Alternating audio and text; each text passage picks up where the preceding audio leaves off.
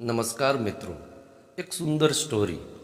મેં ચેકઅપ કરીને એને કહ્યું, વનિતા બહેન, શારીરિક તપાસમાં તો બધું નોર્મલ જણાય છે, પણ ગર્ભાશયની અંદર અથવા નળીઓમાં સ્ત્રી બીજ છૂટું પડવાની પ્રક્રિયામાં ખામી હોય તો એ માત્ર શારીરિક ચેકઅપથી જાણી શકાય નહીં. તમારા અંડાશયો બરાબર કામ કરે છે કે નહીં, તમારા હોર્મોન્સ યોગ્ય પ્રમાણમાં છે કે નહીં, આ બધું જાણવા માટે ટેસ્ટ કરવા પડે. પણ સૌથી પહેલું કામ તમારે તમારા હસબન્ડનો સિમેન્ટ ટેસ્ટ. મેં સમજાવવાની કોશિશ પૂરી કરી એ પહેલાં જ વનિતા વચમાં બોલી ઉઠી, એ નહીં આવે ભાઈ, મારા પતિ તમને મળવા પણ નહીં આવે અને પોતાનો ટેસ્ટ કરાવવા માટે તો ક્યારેય તૈયાર નહીં થાય. આટલું બોલ્યા પછી એને ભાન થયું કે એણે મને ભાઈનું સંબોધન કરી દીધું. એ જીભ બહાર કાઢીને સંકોચ અનુભવતી બોલી ઉઠી, માફ કરજો ડૉક્ટર સાહેબ, ભૂલમાં તમને ભાઈ કહેવાઈ ગયું. હું હસીને આ નાનકડી વાતને ગળી ગયો. વાંધો નહીં, તમે મને ડૉક્ટર સાહેબ કહીને બોલાવો કે ભાઈ કહીને, એનાથી મને શું ફરક પડે છે. હું તમને એવું કહેતો હતો કે જો તમારે મારી પાસે ટ્રીટમેન્ટ કરાવવી હોય તો તમારા પતિએ એકવાર તો મારી પાસે આવવું જ પડશે. તાળી અને બાળક માટે બે હાથની હું આગળ ન બોલ્યો. વનિતા સમજદાર હતી, મારી વાત સમજી ગઈ. વધુ કોઈ દલીલ કર્યા વગર ચાલી ગઈ. 1982ના વર્ષની ઘટના. ત્યારે હું ફૂલ ટાઈમ ગાયનેકોલોજિસ્ટ તરીકે જોબ કરતો હતો. 20,000ની વસ્તીવાળું ટાઉન હતું. આસપાસના ગામડાઓમાંથી આવતા ગરીબ દર્દીઓનો ઘસારો સારો એવો રહેતો હતો.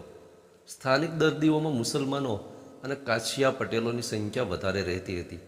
વનિતા એ ટાઉનથી 12-15 કિલોમીટરના અંતર પર આવેલા એક ગામડેથી આવતી હતી. SSC પાસ થયેલી હતી. તે સમયે આટલું શિક્ષણ ગામડાની વહુવારુઓ માટે ખૂબ સારું ગણાતું હતું. વનિતા ગુજરાતી ઢબે સાડલો પહેરીને આવતી હતી. સાડલાનો પાલવ માથા પર રાખતી હતી. એના પાતળા ગૌર ચહેરા પર બે ચીજો ખાસ ધ્યાન ખેંચતી હતી: કપાળમાં મોટો ચાંદલો અને સતત ફરકતું સ્મિત. એ વાત કરતાં કરતાં પણ હસી રહેતી હતી. 1 મહિના પછી વનિતા ફરીવાર આવી. કપડાની મોટી થેલીમાં વિવિધ શાકભાજી ભરીને લાવી હતી. મને આપીને હસી પડી. ભાઈ, તમે પૂછતા હતા ને કે હું તમને ડૉક્ટર કહું કે ભાઈ, શું ફરક પડે છે? તમને ભલે ન પડે, મને તો પડે છે. આ હું મારા ભાઈ માટે લાવીશું. પછી બારણા પાસે ઊભેલા આયા બહેનને કહે, આ થેલી ભાભીને આપી આવો. આયા બહેન પણ હસી પડ્યા. હું પણ હસી પડ્યો. વનિતા, હું અહીં એકલો જ રહું છું. મારી વાઈફ VS હોસ્પિટલમાં પોસ્ટ ગ્રેજ્યુએશન કરી રહી છે. હું બહારથી ટિફિન મંગાવીને જમું છું. સાંભળીને વનિતા મૂંઝાઈ ગઈ. પછી તરત બોલી ઉઠી, તમે જ્યાંથી ટિફિન મંગાવતા હો ત્યાં આ શાક આપી દેજો. એમને કહેજો કે એ તમારા માટે. એ બધું છોડ. એ કહે કે તારો પતિ કેમ નથી આવ્યો? પહેલીવાર જોવા મળ્યું કે વનિતાનું હાસ્ય વિલાઈ ગયું. એ જવાબ આપ્યા વિના નીચે જોઈ રહી. મેં એના જૂના રિપોર્ટ્સ તપાસ્યા. એક ચોળાઈ ગયેલો 2 વર્ષ પહેલાંનો કાગળ મળ્યો. વનિતાએ બીજા કોઈ ડૉક્ટરને કન્સલ્ટ કર્યા હશે. એણે વનિતાના પતિનો રિપોર્ટ કરાવડાવ્યો હતો. એનો કાગળ હતો.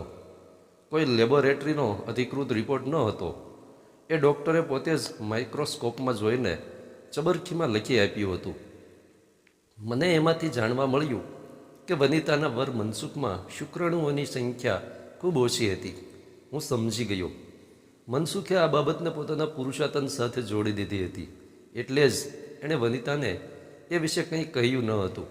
ડૉક્ટર પાસે કશી સારવાર પણ લીધી ન હતી.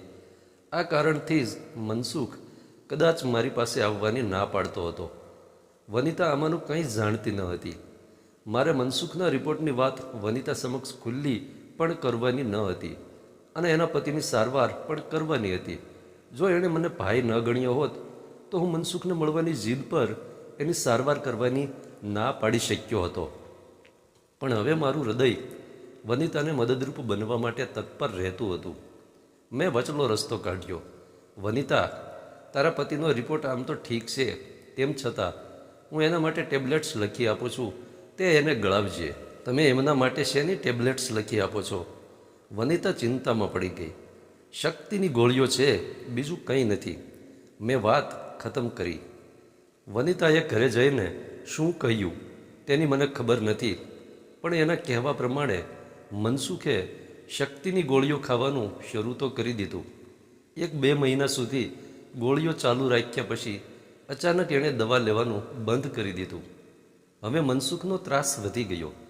એ લગભગ રોજ રાત્રે નિયમિત રીતે પત્નીનો શારીરિક માર મારવા લાગ્યો. જેમ આપણે રોજ સવારે ઉઠીને બ્રશ કરીએ છીએ એમ જ પત્નીનું તાડન એ મનસુખ માટે નિત્યક્રમ બની ગયું.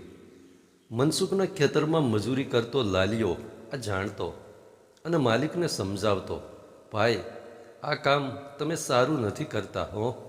સ્ત્રી જાતને મારવામાં પાપ છે. એની હાય લાગે તો સુખી ન થવાય.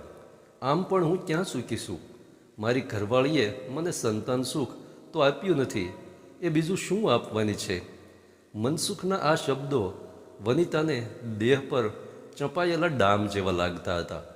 તે મૂક રહીને સહન કરી લેતી હતી. લાલિયા ખેત મજૂરની સહાનુભૂતિ એના દાજેલા હૈયા પર શીતળ લેપનું કામ કરતી હતી. લાલિયો 24 કલાક માટેનો નોકર હતો. દિવસે ખેતરનું અને સાંજ પછી ઘરનું કામ કરતો હતો. એક દિવસ મનસુખ એ બંનેને વાતો કરતા જોઈ ગયો. ભૂંડી ગાળ બોલતો એ લાલિયા પર તૂટી પડ્યો. લાલિયો ઘરમાંથી બહાર નીકળી ગયો. એ પછી મનસુખે વનિતાને ઢોર માર માર્યો. વનિતાનો ચોટલો ઝાલીને ઘરમાંથી બહાર કાઢી મૂકી. રોતી કગળતી વનિતા બસ સ્ટોપ તરફ જઈ રહી હતી. ત્યાં લાલિયાએ એને રોકી લીધી. થોડી વારની ચર્ચા પછી એ બંને અદૃશ્ય થઈ ગયા. આજ સુધી એમનો પત્તો નથી લાગ્યો. ક્યાંક મુલકને પેલે પાર ચાલ્યા ગયા હશે. 8 મહિના પછી મારા નામે એક ઇંગ્લેન્ડ લેટર આવ્યો. ઉપર લખેલું હતું, મારા ભાઈ ડૉક્ટર સાહેબ જ વાંચે. પછી મારું અને હોસ્પિટલનું નામ ઠામ ઠેકાણું લખેલા હતા. વનિતાનો પત્ર હતો. એ લખતી હતી, ભાઈ, જે દિવસે મારા વરે મને ઘરમાંથી કાઢી મૂકી ત્યારે મને મહિના ઉપર 20 દિવસ ચડ્યા હતા. હું રાહ જોતી હતી કે તમને બતાવ્યા પછી મારા વરને વધામણીના સમાચાર આપું. તમારા સમ ખાઈને કહું છું કે એ ગર્ભ મનસુખના કારણે જ હતો, પણ એ અભાગ્યાના નસીબમાં બાપ બનવાનું સુખ લખાયું નહીં હોય. મારે દીકરો જન્મ્યો છે. લાલજી એને બાપનું નામ આપીને ઉછેરે છે. હું ખૂબ ખુશ છું. લાલજી જાજુ કમાતો નથી, પણ મને અને મારા દીકરાને સારી રીતે સાચવે છે. મારી એક ઈચ્છા અધૂરી રહી ગઈ. મારા સંતાનનો જન્મ તમારા હાથે કરાવવો હતો. મારું ઠામ ઠેકાણું કોઈને ન જણાવશો. ભાગ્યમાં લખ્યું હશે તો ક્યારેક તમને મળવા આવીશ. જ્યારે પણ આવીશ ત્યારે શાકભાજી લઈને આવીશ. મારી ભાભીને કહેજો કે આગળના શબ્દો મારી ભીની આંખથી વાંચી ન શકાયા. મેં ઇંગ્લેન્ડ લેટર પર મારેલો સ્ટેમ્પ વાંચ્યો. બહુ દૂરના ગુજરાત રાજસ્થાન સરહદ પાસેના ગામડાનું નામ વંચાયું. મારો જમણો હાથ એ પવિત્ર ત્રિપુટીને આશીર્વાદ આપવાની મુદ્રામાં હવામાં ઊંચો થઈ ગયો. ધન્યવાદ.